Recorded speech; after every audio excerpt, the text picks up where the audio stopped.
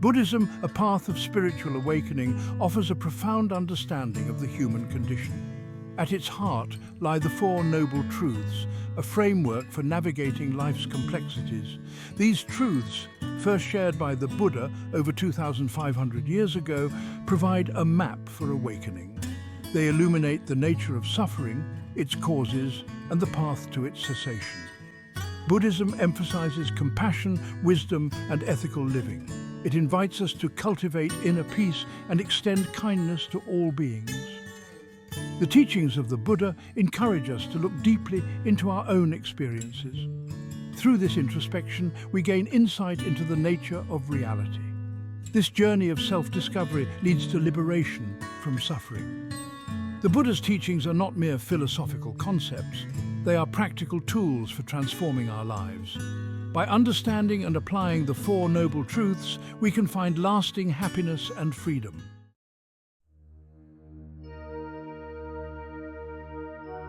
The Four Noble Truths act as a blueprint for liberation from suffering.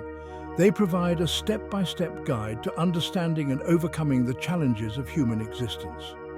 The first truth acknowledges the reality of suffering. It is an inherent part of life, experienced by all beings.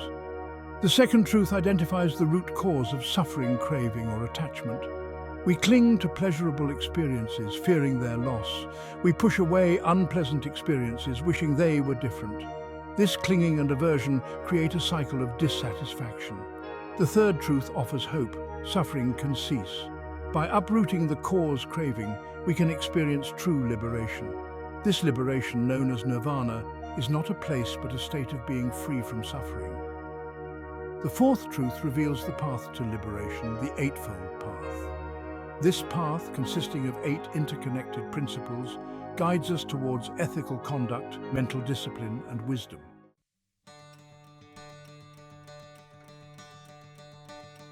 The Four Noble Truths are not limited to Buddhism.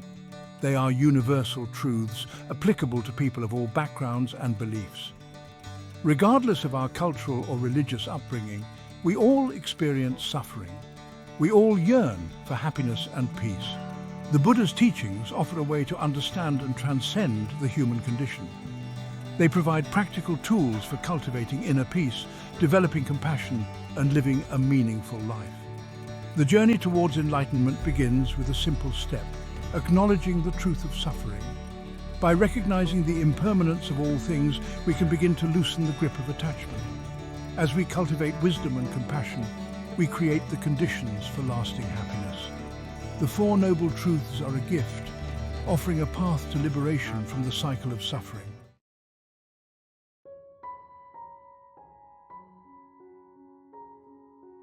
The first noble truth, often translated as life is suffering, can seem daunting at first. However, understanding this truth is not about dwelling in pessimism, but about acknowledging a fundamental aspect of the human experience. Suffering in Buddhism encompasses a wider spectrum than just physical pain. It includes the mental anguish of anxiety, stress, dissatisfaction, and the fear of loss. It acknowledges the existential suffering of feeling separate, alone, and uncertain about our place in the universe. From the subtle discomfort of boredom to the heart-wrenching pain of grief, suffering manifests in countless forms. The Buddha taught that suffering is universal. No one is immune to life's challenges, disappointments, and losses. Rich or poor, young or old, we all encounter suffering in various forms throughout our lives. Recognizing this shared experience allows us to cultivate compassion for ourselves and others. We are not alone in our struggles. Suffering is also woven into the very fabric of existence. Everything is impermanent, constantly changing. We cling to what we cherish, only to inevitably experience its loss. We push away what we dislike, forgetting that even unpleasant experiences are fleeting. This constant flux, this inherent uncertainty, is a source of suffering.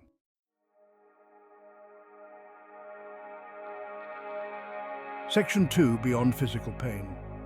While physical pain is perhaps the most tangible form of suffering, it is crucial to recognize the profound impact of mental and emotional suffering. Our minds, often restless and reactive, can generate considerable anguish. We dwell on past regrets, fueling guilt and shame. We worry about the future, breeding anxiety and fear. We compare ourselves to others, inviting envy and inadequacy. These mental patterns create a cycle of suffering that can be far more insidious and enduring than physical pain. Emotional suffering often stems from attachment. We cling to people, possessions, and ideas, fearing their loss. This clinging creates a sense of vulnerability, making us susceptible to suffering when those attachments are threatened or broken. The first noble truth does not deny the existence of joy, love, or contentment. It simply acknowledges that these positive experiences are also impermanent. They arise, remain for a while, and then inevitably fade away. By recognizing this truth, we can savor these moments without clinging, knowing that their impermanence is part of their beauty.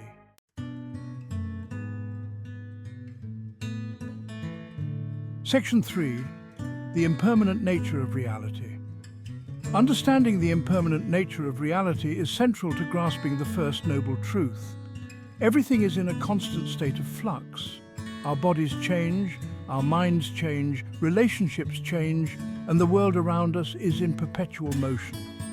Clinging to a static view of reality creates suffering. We crave permanence in a world defined by change. We seek lasting happiness in a realm where all things are fleeting. This fundamental misunderstanding, this refusal to accept the impermanence of life, lies at the root of much of our suffering. The Buddha's teachings encourage us to observe this impermanence directly in our own lives. Pay attention to the sensations of your breath, always changing, always flowing. Notice the thoughts that arise and disappear in the mind. Observe the emotions that come and go like waves on the ocean. Recognizing impermanence is not about becoming pessimistic or detached. Instead, it's about cultivating a deep acceptance of the ever-changing nature of reality. This acceptance allows us to experience joy and sorrow, pleasure and pain, without clinging to or pushing away. It is in this space of non-attachment that true liberation from suffering can be found.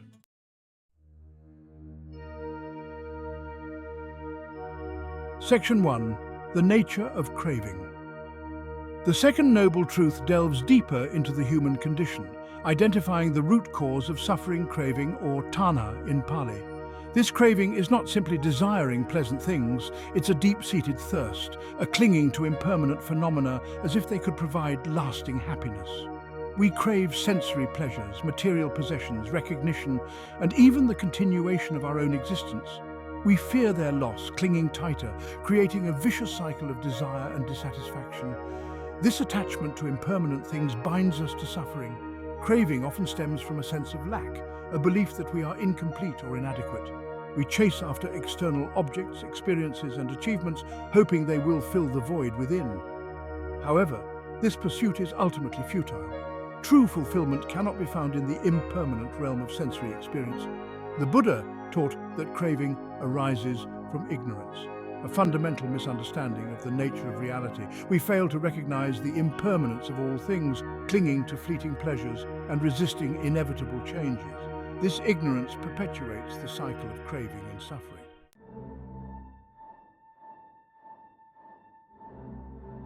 Section 2. Manifestations of craving. Craving manifests in countless ways, shaping our thoughts, emotions, and actions. We crave sensual pleasures, delicious food, intoxicating drinks, captivating music, and pleasurable physical sensations. We seek out these experiences, becoming attached to the temporary gratification they provide. We crave material possessions, a bigger house, a faster car, the latest gadgets, believing these things will bring happiness and security. We work tirelessly to acquire them, often at the expense of our well-being and relationships. We crave recognition and approval from others, praise, admiration, status, and power. We seek validation from the outside world, tying our self-worth to the fleeting opinions of others. We crave the continuation of our own existence, fearing death and clinging to life, even when it is filled with suffering. This fear of annihilation drives us to grasp at straws, perpetuating the cycle of birth, death, and rebirth.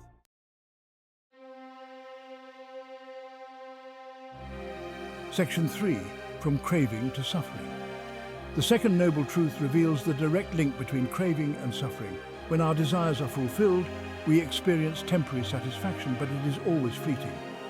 Soon new desires arise, and the cycle begins anew.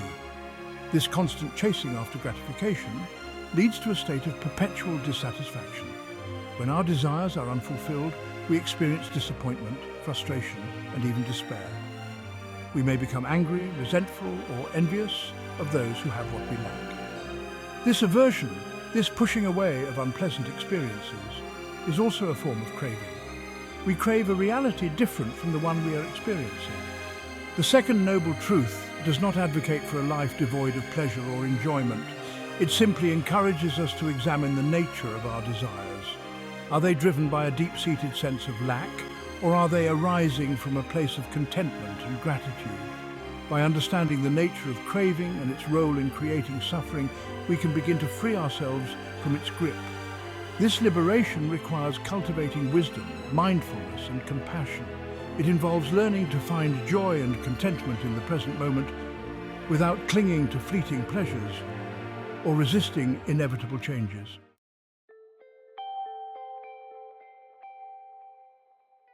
Section 1. The possibility of liberation.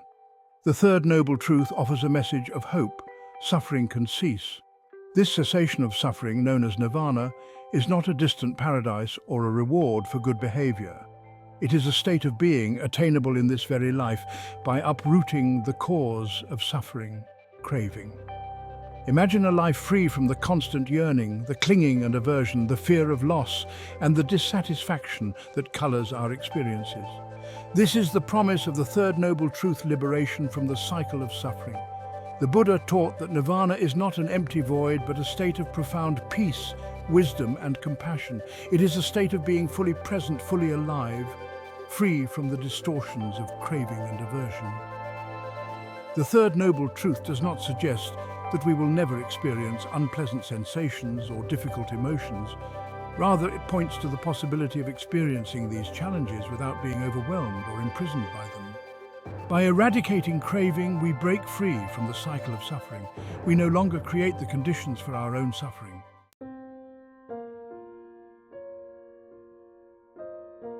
Section 2. Embracing Nirvana. Nirvana is not a destination, but a journey of awakening. It is a gradual process of letting go of attachment, cultivating wisdom, and developing deep compassion for ourselves and all beings. The path to nirvana is not about suppressing our emotions or denying the reality of our experiences. It is about learning to relate to our thoughts, feelings, and sensations with wisdom and compassion. Through mindfulness, we cultivate the ability to observe our experiences without judgment, recognizing their impermanent nature. As we become more aware of our own minds, we begin to see the patterns of craving and aversion that create suffering. Meditation plays a crucial role in this process, providing a space for us to cultivate stillness, clarity, and insight. Through regular meditation practice, we train the mind to become more focused, stable, and less reactive to the fluctuations of experience.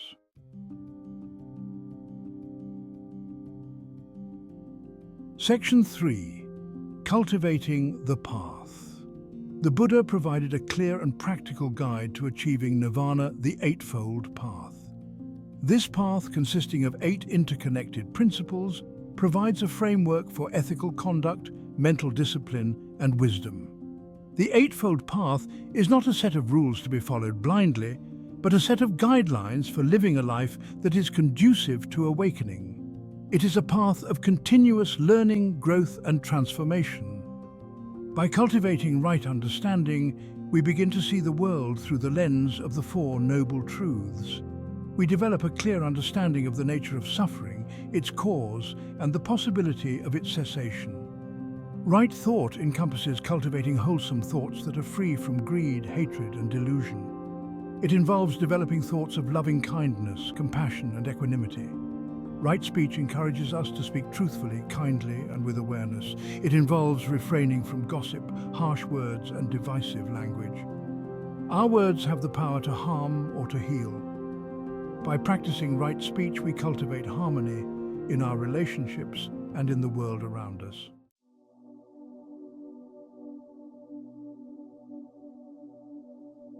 Section 4. The gradual path to liberation. Right action involves engaging in ethical conduct that is aligned with our understanding of the Four Noble Truths. It involves abstaining from actions that harm ourselves or others, such as killing, stealing, and sexual misconduct. Right livelihood encourages us to earn a living in a way that does not contribute to suffering. It involves choosing occupations that are ethical and sustainable and that do not involve harming others. Right effort involves cultivating wholesome qualities and abandoning unwholesome ones. It requires diligence, perseverance, and a willingness to face our own limitations with compassion. Right mindfulness is the practice of paying attention to the present moment with an attitude of non-judgmental awareness. It involves bringing our full attention to our thoughts, feelings, sensations, and the world around us without getting lost in judgments or distractions. Right concentration is the practice of developing a focused and stable mind. Through meditation, we train the mind to become more concentrated, enabling us to see the true nature of reality with greater clarity.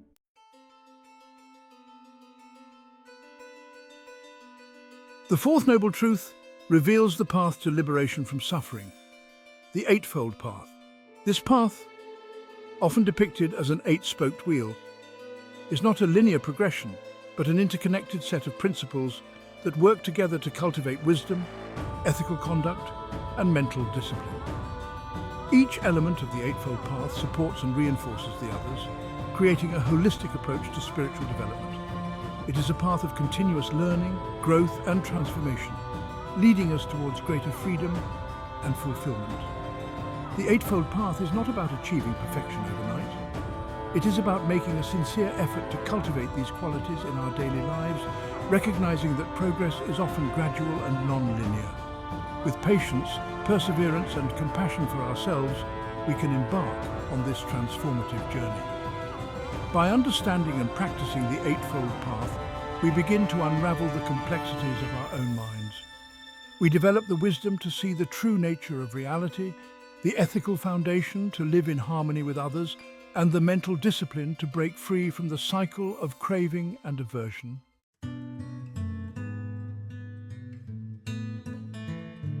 The first two components of the Eightfold Path, right understanding and right thought, form the foundation of wisdom.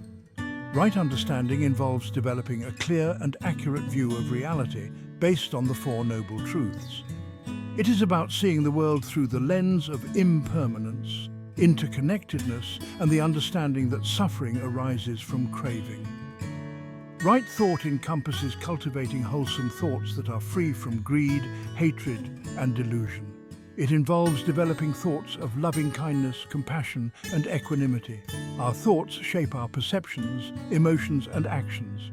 By cultivating wholesome thoughts, we create the conditions for a more peaceful and harmonious life. The next three components, right speech, right action, and right livelihood, provide a framework for ethical conduct.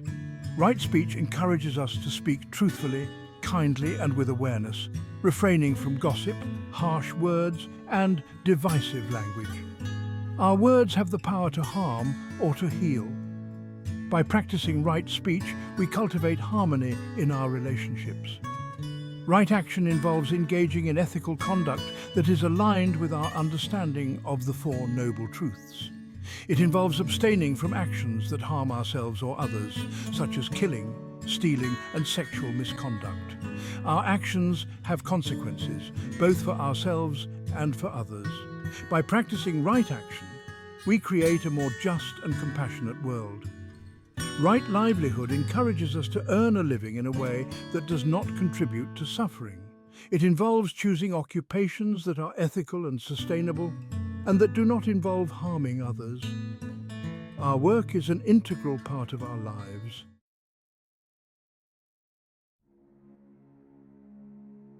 The final three components of the Eightfold Path, right effort, right mindfulness, and right concentration, cultivate mental discipline and focus, Right effort involves cultivating wholesome qualities and abandoning unwholesome ones. It requires diligence, perseverance, and a willingness to face our own limitations with compassion. Right mindfulness is the practice of paying attention to the present moment with an attitude of non-judgmental awareness. It involves bringing our full attention to our thoughts, feelings, sensations, and the world around us, without getting lost in judgments or distractions. Through mindfulness, we develop a deeper understanding of ourselves and the nature of our experiences. Right concentration is the practice of developing a focused and stable mind. Through meditation, we train the mind to become more concentrated, enabling us to see the true nature of reality with greater clarity. Concentration allows us to calm the restless chatter of the mind, creating space for insight and wisdom to arise. These three components work together to create a powerful synergy.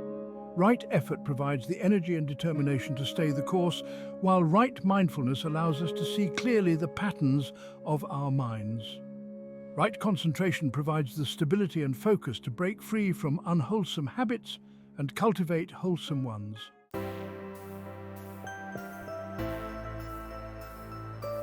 The Eightfold Path is not meant to be confined to a monastery or meditation cushion.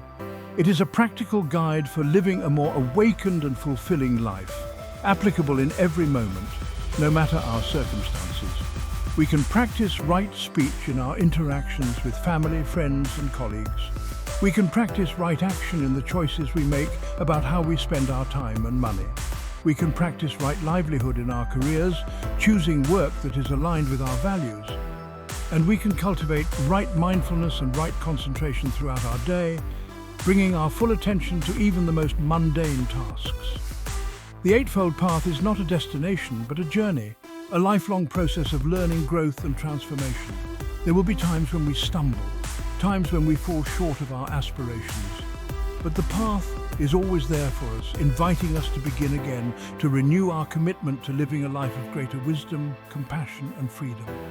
By embracing the Eightfold Path in our daily lives, we gradually chip away at the layers of craving and aversion that cloud our minds. We begin to experience a sense of peace, joy, and fulfillment that arises not from external circumstances, but from within. The path to liberation is open to all who are willing to take the first step.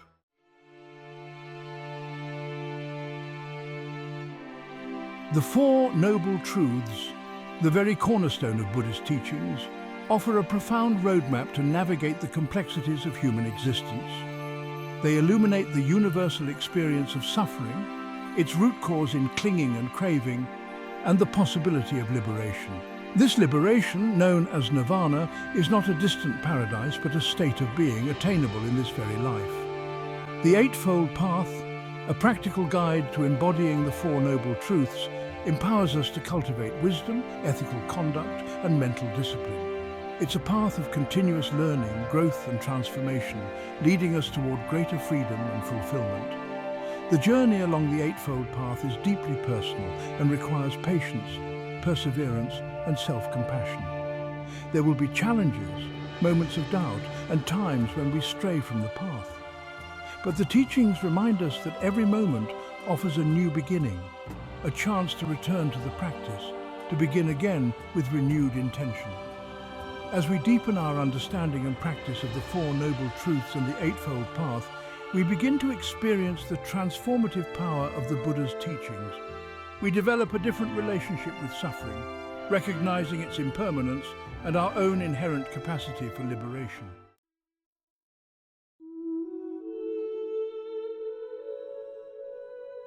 The path to enlightenment is not a solitary pursuit. It's a journey we undertake within a community of fellow seekers, supporting and encouraging one another along the way. Finding guidance from experienced teachers and engaging in mindful communities can provide invaluable support. Remember, the journey begins with a single step. Start by exploring the Four Noble Truths. Reflect on how suffering manifests in your own life. Consider the role of craving and attachment. Contemplate the possibility of liberation from suffering. Embrace the practices of the Eightfold Path, gradually integrating them into your daily life. Cultivate mindfulness in your everyday activities. Practice loving kindness towards yourself and others. Explore the transformative power of meditation. The wisdom of the Buddha's teachings is timeless and universally applicable. It transcends cultural and religious boundaries, offering a path to greater peace, wisdom, and compassion for all who seek it. The journey to enlightenment begins with a single step. Take that step today and begin your journey towards a life of greater freedom and fulfillment.